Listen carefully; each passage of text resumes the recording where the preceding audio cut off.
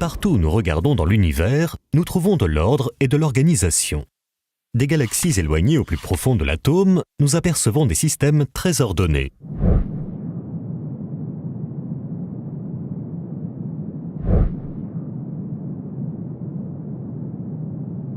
Et d'une manière générale, notre bon sens et notre saine nature reconnaissent que des systèmes ordonnés ne proviennent pas du hasard. Par exemple, dans notre vie de tous les jours, nous rencontrons ce genre de systèmes tout autour de nous. Les systèmes ferroviaires, les systèmes électriques, les systèmes électroniques, les systèmes d'éclairage, ainsi que les systèmes de tuyauterie constituent quelques exemples parmi tant d'autres. L'idée que tous ces systèmes se seraient créés par hasard ne viendrait même pas nous traverser l'esprit. Car, confronté à l'organisation complexe qui domine dans tous ces systèmes, notre raison reconnaît naturellement que le hasard ne peut pas être impliqué. Alors, n'est-il pas raisonnable de penser la même chose d'un système aussi ordonné que l'univers? Prenez un tas de planchettes Kapla par exemple, et lancez-les vers le sol. Pensez-vous pouvoir obtenir par hasard une organisation bien structurée? Alors, n'est-il pas absurde de penser que la matière de l'univers qui s'est éparpillée dans le vide par hasard a pu créer une telle organisation? Ou bien imaginez une reproduction miniature du système solaire dont les planètes seraient représentées par des billes qui tourneraient grâce à un système compliqué d'engrenages et de courroies. Serait-il possible de vous convaincre que cette reproduction s'est créée par hasard? Alors, si on ne peut pas arriver à croire qu'une telle reproduction puisse apparaître par hasard, comment pourrait-on penser que l'original, bien plus complexe, est apparu, lui, par hasard? L'idée que l'univers serait apparu accidentellement n'est-elle donc pas complètement illogique? Car, confronté à l'organisation si majestueuse et à la complexité qui se dégage de l'univers, n'est-il pas irrationnel de penser que tout cela soit apparu par hasard?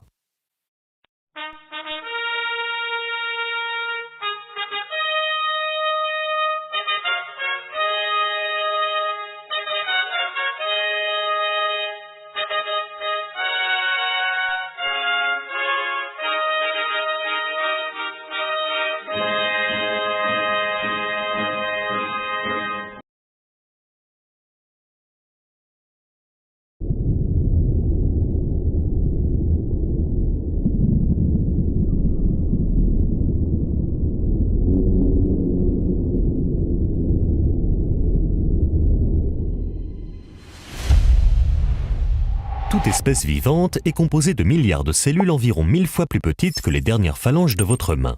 Ces cellules représentent la base de la vie et sont considérées comme la forme de vie la plus basique et la plus simple.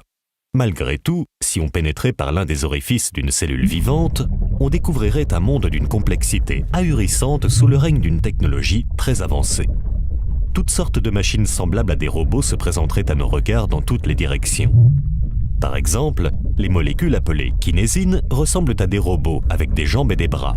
Un peu comme des facteurs, leur rôle est de délivrer des paquets de protéines d'une partie de la cellule à une autre.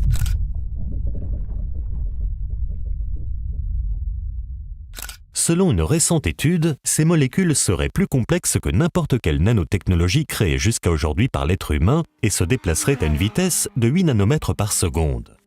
Cette vitesse correspond à notre échelle à la vitesse du jet supersonique Thrust qui vient récemment de dépasser le mur du son. Autre exemple, avec l'ATP synthase, un générateur high-tech d'énergie dont le rôle est de fournir l'énergie dont a besoin une cellule vivante pour vivre. Perçu comme l'une des merveilles du monde moléculaire, il s'agit du plus petit moteur rotatif au monde. Il possède de nombreuses parties que nous reconnaissons dans les moteurs modernes, un rotor, un stator, un arbre de transmission ainsi que d'autres éléments de base d'un moteur. Dernier exemple avec les molécules qu'on appelle les dinéines et dont l'architecture est composée de différentes parties arrangées d'une manière bien déterminée. Leur design est si exceptionnel qu'une représentation imagée de leur structure a été publiée dans un magazine scientifique dédié aux nanotechnologies.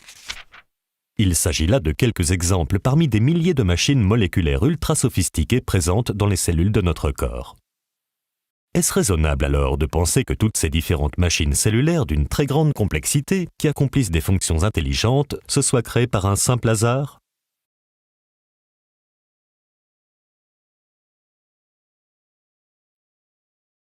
Avec ce qui a été découvert par la biologie moléculaire et ce qui a été découvert par la génétique, Je connais plusieurs scientifiques célèbres en France qui sont tellement impressionnés par ces données,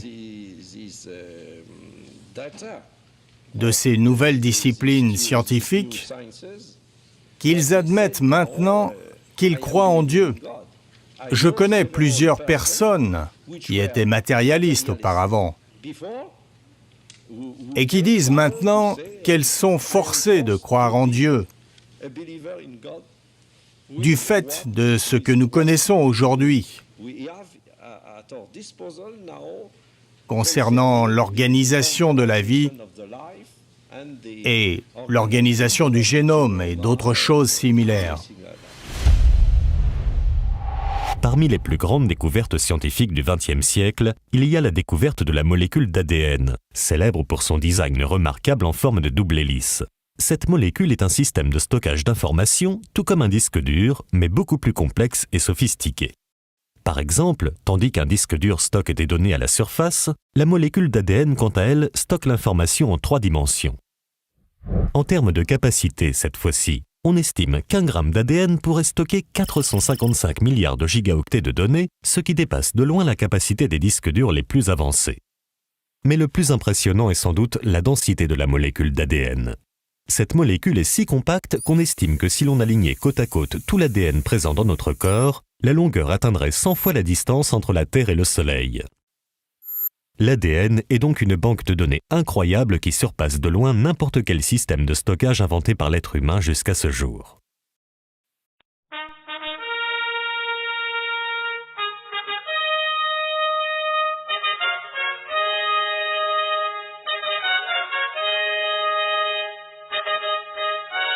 Mais vous n'êtes pas au bout de vos surprises. Chaque seconde, des milliards de machines moléculaires copient votre ADN en molécules d'ARN afin de créer par la suite des protéines. Dans ce processus de création de protéines, divers éléments chimiques travaillent ensemble en parfaite coordination. Lorsque vous voyez divers éléments électroniques travailler ensemble avec harmonie, comme des machines robotisées dans des usines par exemple, pourriez-vous penser une seule seconde que cela provient du hasard? Alors, comment penser cela lorsque l'on voit quelque chose de similaire dans une cellule vivante? L'idée que cela pourrait être le fruit du hasard est tellement illogique que même l'athée le plus influent du XXe siècle l'a reconnu. Après avoir milité pendant 54 ans en faveur de l'athéisme, le célèbre philosophe anglais Anthony Flew fut si stupéfait par ce processus de création des protéines qu'il accepta l'existence de Dieu en 2004.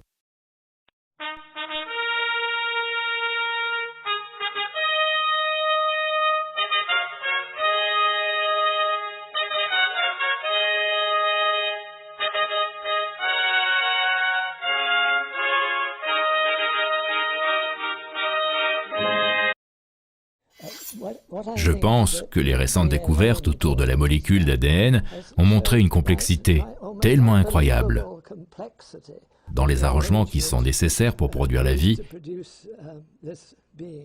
qu'une intelligence doit forcément avoir été impliquée afin de permettre à ces éléments chimiques si différents les uns des autres de travailler ensemble.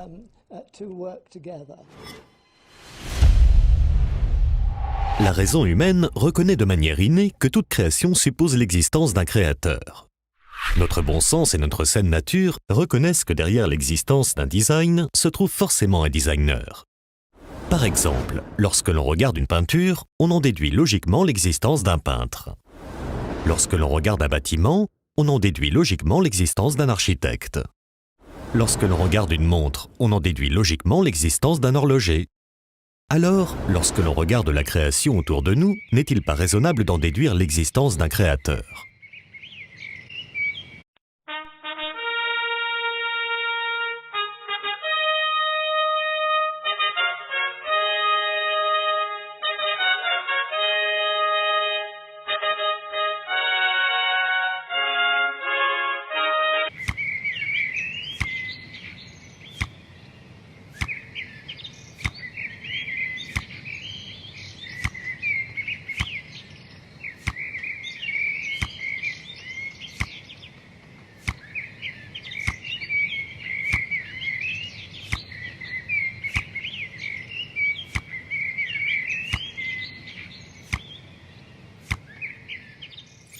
Depuis Darwin, cette logique est en revanche remise en cause par la théorie de l'évolution. Au XIXe siècle, le biologiste Charles Darwin avait émis l'hypothèse que les formes qui existent partout dans la nature pouvaient s'expliquer de manière naturelle sans faire appel à l'idée d'un créateur. Cette hypothèse de Charles Darwin donna ensuite naissance à la théorie de l'évolution. Selon cette théorie, tous les êtres vivants auraient évolué petit à petit, avec le temps, par de petites modifications successives, à l'aide de deux mécanismes naturels: les mutations génétiques et la sélection naturelle. Aucun créateur ne serait donc à l'origine des espèces vivantes, car ces deux mécanismes auraient le pouvoir de faire évoluer une espèce vers une autre. Alors, est-ce raisonnable de penser cela? La sélection naturelle est un processus simple qui stipule que les êtres vivants qui s'adaptent le mieux aux conditions naturelles de leur environnement vaincront et survivront, tandis que ceux qui n'y arrivent pas disparaîtront. Autrement dit, selon la théorie de l'évolution, la nature sélectionne naturellement les espèces les plus adaptées à leur environnement pour les faire survivre et sélectionne naturellement les espèces les moins adaptées à leur environnement pour les faire disparaître. Par exemple, si une gazelle court plus vite qu'une autre, elle échappera plus facilement à un guépard et aura plus de possibilités de survivre car elle aura été plus adaptée à son environnement. C'est ce qu'on appelle la survie du plus apte. Néanmoins, au fil du temps, il restera seulement des gazelles qui courent plus vite et aucune nouvelle espèce n'apparaîtra. Car le fait que des gazelles qui courent plus vite que d'autres survivent parce qu'elles sont plus adaptées à leur environnement ne va pas les faire évoluer vers une autre espèce. Conscient de cela, Darwin avoua lui-même dans une lettre que la sélection naturelle toute seule n'avait aucun pouvoir de faire évoluer une espèce vers une autre. Darwin lui-même, dans une lettre conservée à la Bibliothèque nationale d'Angleterre à Londres, une lettre dont je possède d'ailleurs une photocopie, Darwin a déclaré très clairement qu'il était conscient d'avoir échoué à expliquer l'évolution. Je cite Darwin. « Je crois en la sélection naturelle, non pas parce que je suis capable de prouver dans tous les cas qu'elle a changé une espèce en une autre, mais parce qu'elle regroupe et explique bien, selon moi, dit Darwin, une multitude de faits dans la classification, l'embryologie, la morphologie, les organes rudimentaires, la succession géologique et la distribution. » Fin de citation. De cette façon, Darwin a avoué que l'évolution ne pouvait pas être expliquée par sa théorie.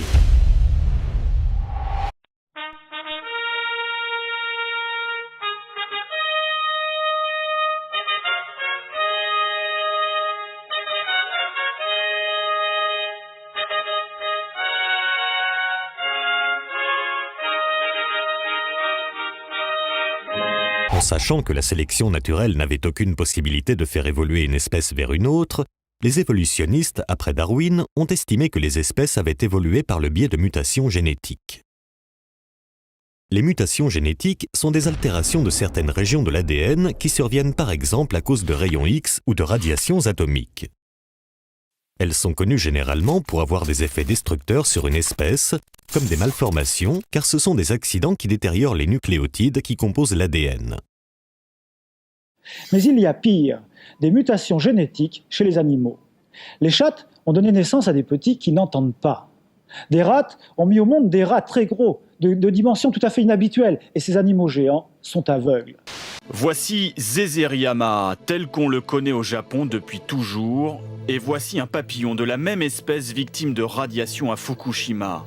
Les ailes sont atrophiées, les antennes, les pattes, les yeux sont déformés. Ces papillons proviennent de la zone radioactive de Fukushima. Ils ont subi de graves mutations génétiques et le plus étonnant, ils les répandent en se reproduisant. Au début de l'étude, 12% des papillons sont atteints de malformations. À la seconde génération, ils sont 18%, plus d'un tiers à la suivante. En laboratoire, les scientifiques japonais ont recréé les conditions de Fukushima. Les malformations sur les papillons cobayes sont identiques, le constat alarmant. En revanche, les mutations génétiques peuvent être, par moments, bénéfiques et par conséquent aider une espèce à survivre. Mais comme l'ont affirmé de nombreux généticiens, elles sont quasiment toujours nuisibles et donc rarement bénéfiques.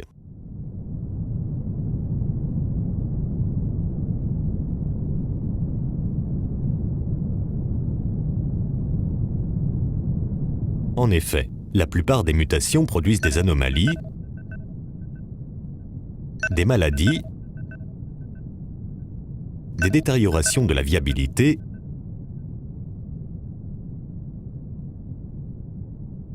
et des monstruosités. Alors, comment pourrait-on penser que des choses connues pour faire dégénérer une espèce peuvent faire évoluer une espèce? Les mutations génétiques sont aussi définies comme des changements aléatoires qui surviennent dans la structure des gènes. Et dans notre vie de tous les jours, nous reconnaissons naturellement qu'un changement aléatoire dans une structure ordonnée ne peut pas avoir un effet positif. Par exemple, si un changement aléatoire survenait dans un bâtiment suite à un tremblement de terre, y aurait-il une amélioration ou une évolution dans la structure du bâtiment? Alors, comment un esprit rationnel pourrait-il penser que des changements aléatoires comme les mutations génétiques auraient pu être la cause de l'évolution des espèces? Dans un célèbre manuel scolaire de biologie, il est d'ailleurs dit, au sujet des mutations génétiques, « Un changement aléatoire n'est pas susceptible d'améliorer le génome, pas plus que tirer une balle aveuglément sur le capot d'une voiture n'est susceptible d'améliorer les performances du moteur. » J'ai, dans la guerre, traité le conte de fées de grandes personnes. Pour grandes personnes, ces théories de Lamarck et de Darwin. Certains lecteurs ont été choqués par cette expression. J'avoue que je la maintiens. Et quand je vois encore des gens sérieux croire que vraiment des ailes vont pousser aux animaux parce qu'ils avaient besoin ou parce qu'ils avaient envie de voler, ou alors même la théorie de Darwin, de penser que les amibes sont devenus l'Académie française, comme dit Bernard Schoch, Bernard Schoch, une mare d'amibes est devenue l'Institut. Et bien, c'est tout de même difficile de penser que ça s'est formé à coup de variations tout à fait accidentelles. J'avoue que vraiment, ça me paraît enfantin, et on aura du mal à en débarrasser la science. Voilà quel est mon avis secret. Car en effet, ces théories satisfont assez le gros public. C'est une tentation intellectuelle. Tentation intellectuelle, elles sont séduisantes. Et il est d'ailleurs curieux qu'on n'a jamais même proposé que ça. Lorsqu'on médite réellement sur la complexité et la diversité des animaux qui nous entourent, est-ce vraiment raisonnable de penser qu'ils aient pu apparaître par un simple hasard? Dans un livre sur la biophysique, on apprend même que la technologie humaine est encore très en retard par rapport à la nature. Saviez-vous, par exemple, que la mouche, grâce à 2 petits organes qui contrôlent le battement de ses ailes, arrive à effectuer des manœuvres en plein vol qui surpassent de loin celles effectuées par les avions de chasse d'aujourd'hui? Saviez-vous aussi que les systèmes de chauffage et de climatisation des nids de termites sont supérieurs à ceux inventés par l'homme en termes de consommation d'énergie et d'équipement? Saviez-vous que le système de transmission à haute fréquence des chauves-souris est bien plus efficace que n'importe quel radar conçu par les humains? Saviez-vous qu'une espèce d'éponge marine possède des fibres optiques plus performantes et plus solides que celles conçues par les humains? Comment se fait-il que le monde naturel soit doté d'une infinité de systèmes parfaits et de technologies remarquables qui surpassent amplement les systèmes et technologies créés par les humains? Les espèces vivantes sont même si complexes que de nombreux ingénieurs s'inspirent aujourd'hui du monde naturel pour développer de nouvelles technologies.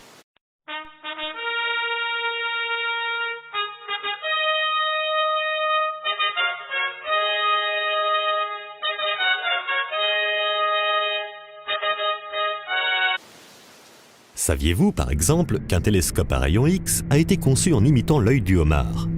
Car l'œil du homard est composé, sur certaines espèces, d'environ 3000 facettes carrées réfléchissantes formant un réseau optique avec un champ de vision de 180 degrés.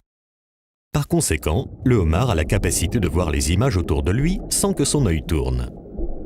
Saviez-vous que des robots waterproof, utilisés dans des opérations de sauvetage, ont été créés en imitant un poisson tropical appelé le poisson-couteau? Car le poisson-couteau est connu pour sa manœuvrabilité hors du commun et une agilité digne d'un vrai acrobate. Avec sa nageoire tout en longueur, il arrive à se déplacer dans toutes les directions, aussi bien en avant qu'en arrière, ainsi qu'à la verticale, quasiment instantanément.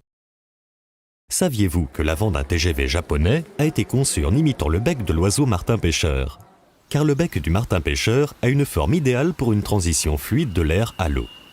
Ce changement de pression de l'air à l'eau est similaire à celui qu'un train expérimente lorsqu'il quitte un tunnel. Les ingénieurs japonais ont donc décidé de reconstruire l'avant du train en reproduisant le design du bec du martin-pêcheur, ce qui a permis de réduire le bruit des trains, mais aussi leur consommation d'énergie de 15%. Saviez-vous aussi que la surface la plus imperméable qui existe a été créée avec des soies d'araignée?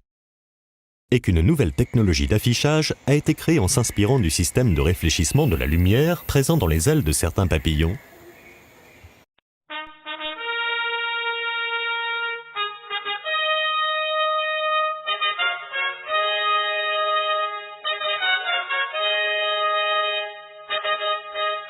N'y a-t-il donc pas dans la nature tant d'exemples qui devraient nous amener à réfléchir et à nous demander: est-ce raisonnable de penser que tout ceci soit le fruit de simples accidents? Et si on parle ici seulement du monde animal, alors que dire de l'être humain et de son cerveau? Saviez-vous que le cerveau humain est plus complexe que n'importe quel ordinateur que nous avons créé? On nous présente, et on a bien raison de nous présenter par exemple le LEM, vous savez, qui arrive sur la Lune avec un ordinateur qui lui permet de calculer la distance qu'il sépare de la surface de la Lune, grâce auquel il va ralentir sa vitesse petit à petit jusqu'à ce qu'il arrive à la surface du sol lunaire en faisant quasiment du surplace, n'est-ce pas? Il y a donc un ordinateur qui règle la vitesse et un système de freinage. Il y a aussi un système directionnel, parce que si l'objectif qui est visé ici, si le LEM s'en écarte, il va y avoir des petites fusées latérales qui vont rétablir le mouvement. C'est une merveille. Mais nous qui faisons ça, nous avons à notre disposition cet ordinateur qui nous permet de régler la vitesse pour nous arrêter juste au but, qui nous permet de régler la direction pour ne pas nous écarter de la direction. Et ça, c'est un geste extrêmement simple. Mais nous faisons des choses terriblement compliquées à chaque instant et qui changent tout le temps. La complexité du cerveau et de certains membres du corps humain constitue sans doute l'une des objections les plus sérieuses à la théorie de l'évolution. Si sérieuse que même le cofondateur lui-même de la théorie de l'évolution le reconnaît. Son nom, Alfred Russel Wallace, le cofondateur de la théorie de l'évolution avec Darwin. 10 ans après la publication de l'origine des espèces, Alfred Russel Wallace déclara dans l'un des plus célèbres journaux anglais: « Ni la sélection naturelle, ni la théorie générale de l'évolution ne permettent d'expliquer quoi que ce soit sur l'origine de la vie sensationnelle et consciente. » Mais on peut même aller plus loin et affirmer qu'il existe des caractéristiques purement physiques de la race humaine qui ne peuvent pas être expliquées par le biais de la théorie de l'évolution et la survie du plus apte. Le cerveau, les organes de la parole, la main et la forme extérieure de l'homme nous offrent des difficultés particulières à cet égard sur lesquelles nous allons brièvement attirer l'attention.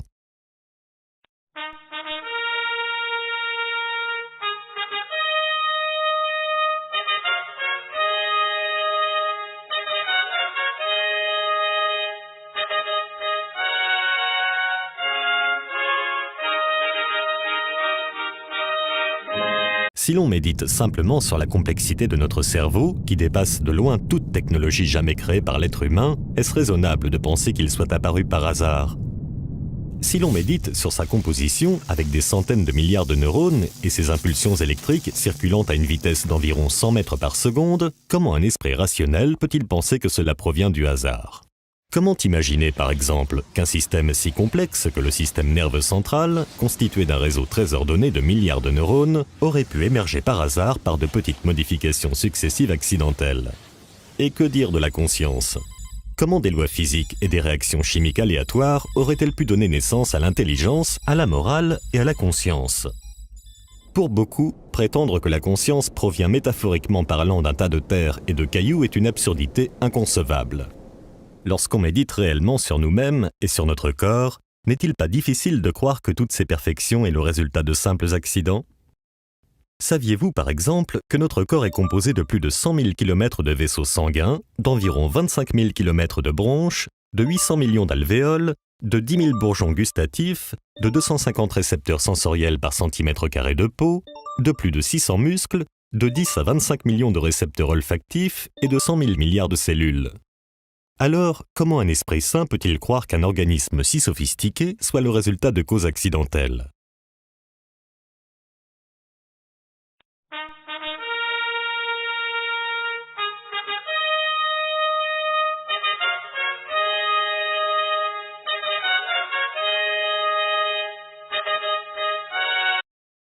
Moi, je ne peux pas arriver à penser que par une série de petites mutations fortuites, les êtres les plus compliqués, les êtres supérieurs se sont formés. Remarquez, le problème était moins affolant pour un botaniste que pour un biologiste. Il est encore davantage. À vous trouver. Mais J'ai l'impression quand même qu'il est moins terrible de se demander comment s'est formé un chêne ou un sapin que de se demander comment s'est formé un homme.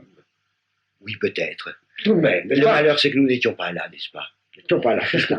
Mais justement, ça m'intéresse beaucoup de prendre contact avec un botaniste. Est-ce que pour lui, le problème est aussi angoissant? Le problème est aussi angoissant. Le Oui, problème il est est aussi angoissant, mais peut-être est-il plus spéculatif, plus théorique quand même. Tout de même, vous avez les formes supérieures des végétaux, Oui. mais vous n'avez pas ce terrible, oui, je pense ce mot terrible, ce terrible aboutissement du cerveau humain et de la pensée, n'est-ce pas? Oui, bien C'est sûr. le problème plus dramatique. Oui. Sauf que chez vous, le problème est moins dramatique quand même. Peut-être parce que des champignons, des végétaux aussi primitifs que les champignons, par exemple, posent moins de problèmes Moins de que problèmes. des oui. animaux qui sont doués d'un organisme extraordinairement différencié. Oui, le passage du champignon quand même au chêne Oui. doit être quand même pour vous moins effrayant que le passage d'un ver de terre à l'homme.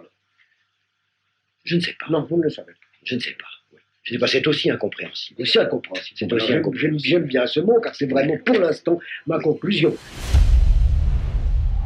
Aujourd'hui, en France, il est communément accepté que la théorie de l'évolution est un fait scientifique prouvé et que seuls les ignorants la rejettent. Pourquoi? Car la théorie de l'évolution est aujourd'hui la théorie dominante et officielle au sein de la science pour expliquer l'origine de la vie. Par conséquent, tous les manuels scolaires, les publications scientifiques, ainsi que les programmes scientifiques télévisés sont rédigés par les partisans de la théorie. Du coup, beaucoup de personnes pensent que cette théorie est un fait scientifique prouvé et que la remettre en question relève de l'ignorance ou de l'intégrisme religieux.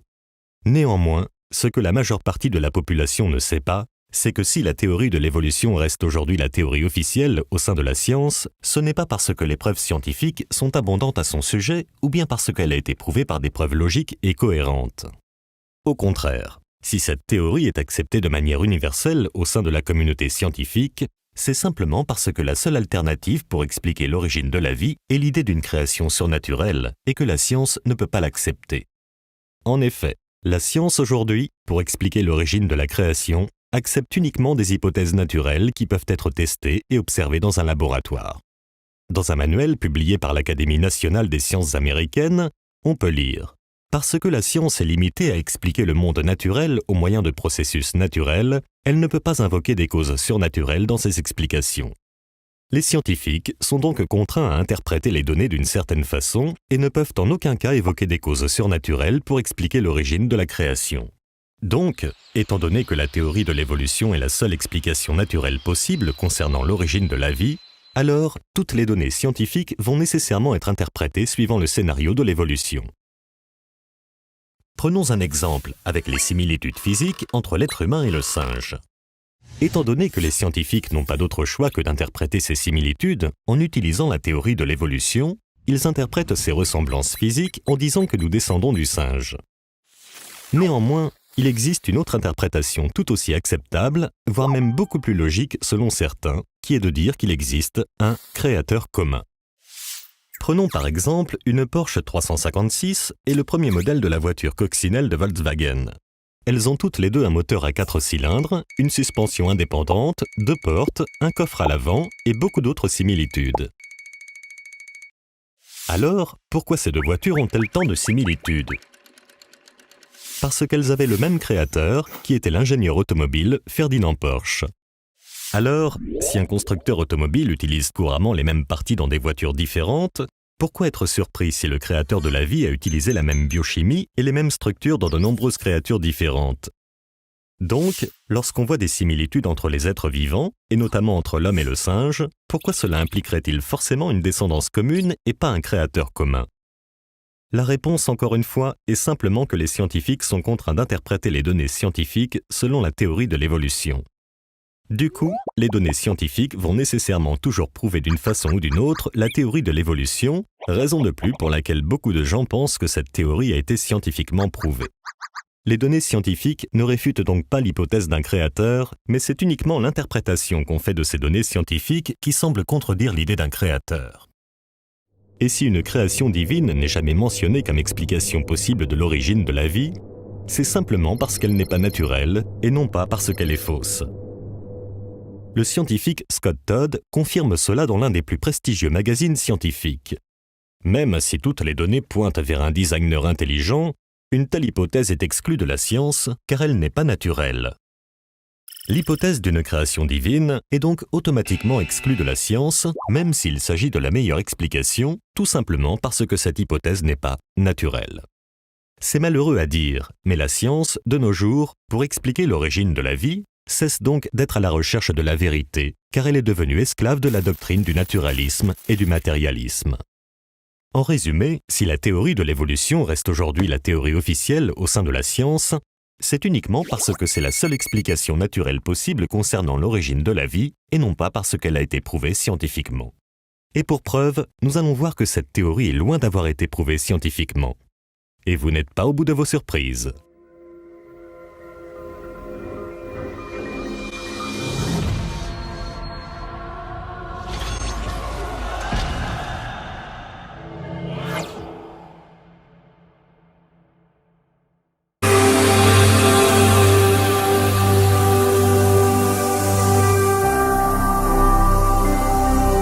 Jésus-Christ TV,